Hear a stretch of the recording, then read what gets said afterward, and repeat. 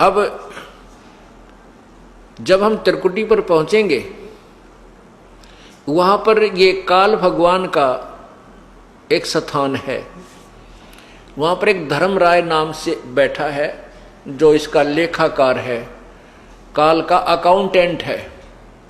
तो जब हम त्रिकुटी पर जाने से पहले ब्रह्मा विष्णु महेश के इन कमलों में से, इनके लोकों में से होकर जाना पड़ेगा।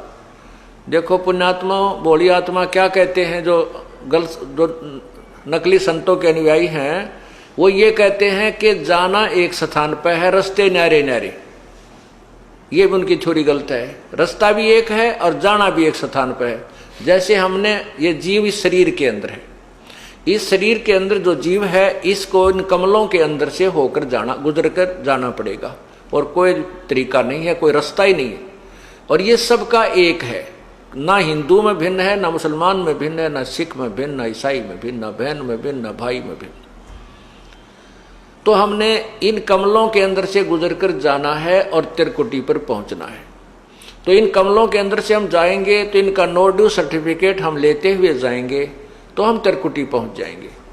त्रिकुटी पर जाकर के फिर कौन मिलेगा आपको? ये दास मिलेगा, परमात्मा मिलेगा इस दास के रूप में, आपके गुरु के रूप में।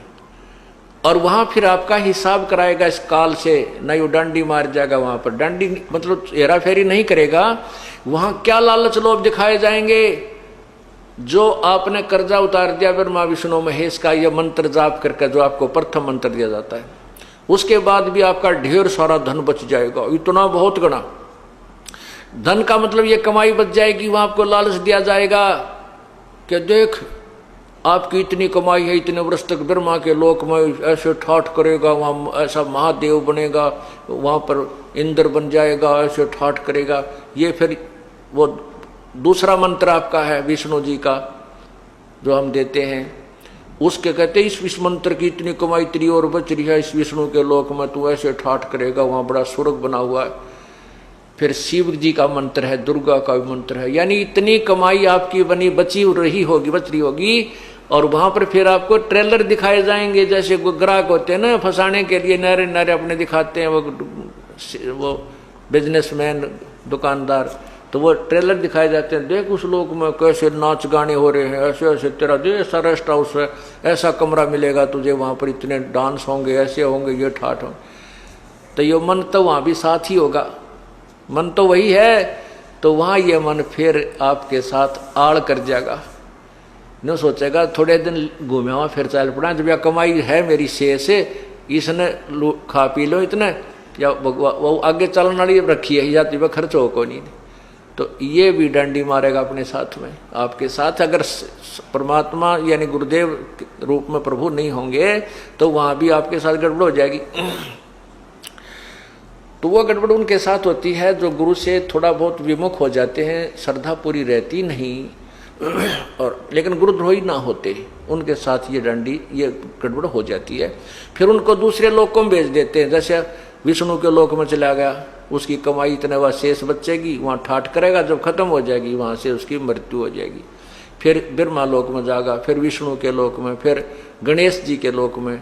वहाँ जब उसकी सारी पूंजी जड़ लेगी, जब उसका जेब कट लेगी, फिर उसने गधे की जूनी में ठोक देगा। ये डांडी मारेगा काल। तो यहाँ परमात्मा में फिर याद दिलाता है, शिव मंडल ब्रह्मापुरी चै तू विष्णु लोक में हो, अमरे गुण भूले नहीं तो आन छुटाऊं। तो कितने दयालु हो भगवान। यहाँ पर ये दास आपको ज्ञान दे रहा है, उस परम पिता का भेजा हुआ एक नुमाइंदा है। और आप यहाँ गुरु को परमात्मा, यहाँ जैसे भगवान आए थे जब भी ये ज्ञान दिया करते थे, ये दास को भेज दिया अपने को, ये भी वही ज्ञान दे रहे। और ये आज आपने रिहर्सल करनी है, मान लो गुरुजी भगवान, वैसे गुरुजी भगवान नहीं आपको लगते हैं, लेकिन आपने मानना पड़ेगा। जैसे गणित के सवाल को हल करने के लिए मानना पड़ता है, मान लो मूलधन 100 रुपये, वो 100 रुपये मूलधन माने बिना वो वास्तविक मूलधन प्राप्त नहीं हो सकता। तो गुरुदेव को आपको भगवान स्वरूप मान करके उसके अनुसार उसके साथ अपनी क्रिया करते हुए तो भगवान मानना होता है, के तरह मानना होता है, और फिर उससे आपको वो वास्तविक भगवान मिल जाएगा। तो यहाँ क्या बताते हैं कि यहाँ आप भक्ति कर रहे हो, गलती करते हो तो मैं धमकाऊंगा, आपको करड़ा करूंगा, क्योंकि मैं अध्यापक हूँ, आप मेरे विद्यार्थी हो। टीचर को मालूम होता है कि उसको जो बच्चों को ताड़ता है उसका उद्देश्य गलत नहीं होता, उसका कोई द्वेष नहीं होता, उस केवल बच्चे का हित मध्य नजर रखता है। तो इससे क्या होता है कि कई अनजान अंदर अंदर दुख मान कर सत्संग में आना बंद कर देते हैं। वो गुरुद्रोही नहीं होते, कुछ ऐसी पुण्यात्मा होती हैं वो सत्संग छोड़ देते हैं, लेकिन गुरुद्रोही नहीं होते, छोटी मोटी बुराई सुराई भी कर लेते हैं। तो उन गेला बनती है, तो फिर वो चले जाते हैं ऊपर ऊपर जाते हैं, उनको कहें भाई तेरी इतनी कमाई इस मंत्र की रह रही है, इतनी बन गई है, इसकी इतनी बन गई है। तो फिर हमने तो ज्ञान रहता ही नहीं, परमात्मा का हाथ ऊपर रहता नहीं, तो वो बह जाता है।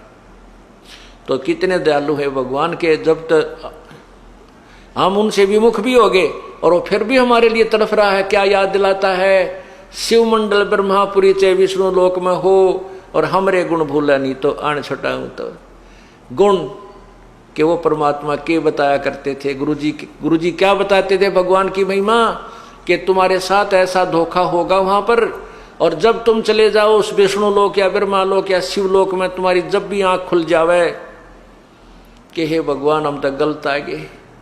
गुरुजी तो बताया करते थे हमने 3 लोकों में रहना ही नहीं, यहाँ का कोई वस्तु सुविधा प्राप्त करनी ही नहीं, और यह तो हमारे साथ धोखा हो गया। जो पुण्य आत्मा वहां रोती है, फिर ये ज्ञान आपको टिकने नहीं देगा, वहां भी याद आएगी फिर ये बातें। कहते वहां भी जब तू मुझे सच्चे दिल से याद करेगा तुझे वहां से भी छुटवा लाऊंगा। नहीं तो क्या होगा, इन सभी मंत्रों की प्रथम मंत्र के जब आपकी कमाई समाप्त हो जाएगी, फिर आपको ब्रह्मलोक में ले जाओगा युकाल। ये जो ओम का जो जाप है, इसका ब्रह्मलोक में आपको सुविधा देगा, और वहां मनमाने 1000 युग तक आप वहां रह सकते हो। इस ओम नाम की जो विधि हमने बताई, इसकी इतनी जबरदस्त कमाई आपकी बन जाएगी। उसके बाद आपको सतनाम प्राप्त हुआ है, जिसको सारनाम भी नहीं हुआ है, और वो विमुख हो गया है। उसके साथ फिर यह बनेगी, तो उसके फिर ये दूसरा मंत्र का ओम नाम की कमाई तो ये वहां खराब करवा देगा ब्रह्मलोक में।